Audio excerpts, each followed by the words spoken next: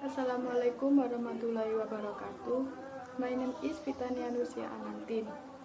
And now I will explain about the ESP, or English for Academic Purpose. At the first, I will explain the definition of ESP. ESP, or English for Academic Purpose, is the teaching of English to students whose first language is not English, but who need it for a particular job, activity, or purpose. Jadi, ESP ini adalah pengajaran bahasa Inggris kepada siswa yang bahasa pertamanya atau bahasa sehari-harinya itu bukan bahasa Inggris, tetapi mereka membutuhkannya untuk pekerjaan, aktivitas, atau tujuan tertentu lainnya. According to Dudley Evans in 2001, there are three absolute characteristics of ESP. Number one is ESP is designed to meet the specific needs of the learners. ESP dirancang untuk memenuhi kebutuhan khusus peserta didik. Yang kedua, ESP makes use of the underlying methodology and activities of the specialism itself. ESP memanfaatkan metodologi dan aktivitas yang mendasari spesialisasi yang dilayaninya. Kemudian yang ketiga, it is centers not only on the language, grammar, lexis, register, but also the skills, discourses, and genre appropriate to those activities.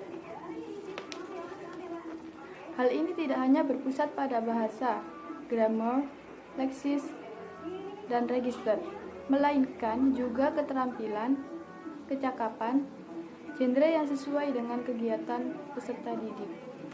The next is the difference between ESP and ESL. ESP and ESL differs not only in the nature of the learner, but also in the aim of instruction.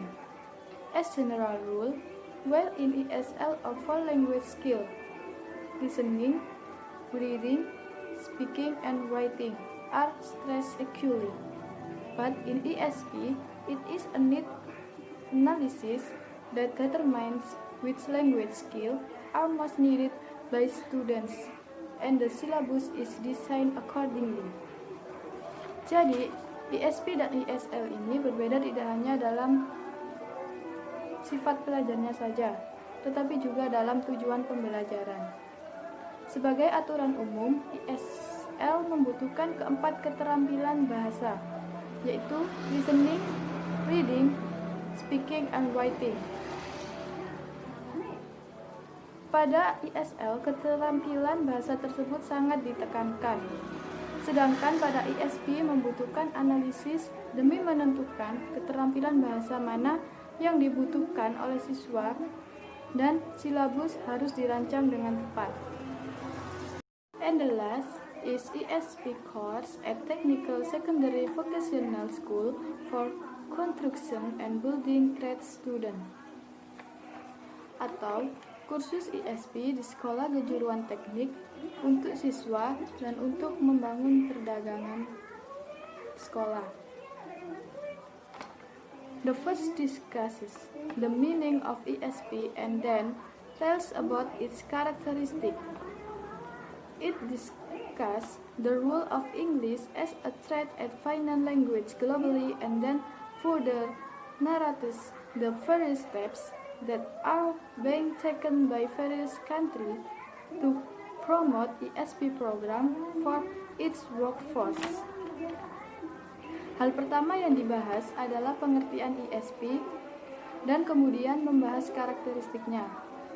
Kemudian membahas peran bahasa Inggris sebagai bahasa perdagangan dan keuangan secara global. Kemudian menceritakannya lebih lanjut. Kemudian menjelaskan berbagai langkah yang diambil oleh negara untuk mempromosikan tenaga kerjanya.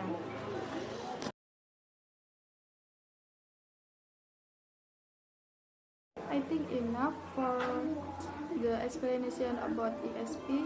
And the last say, wassalamualaikum warahmatullahi wabarakatuh.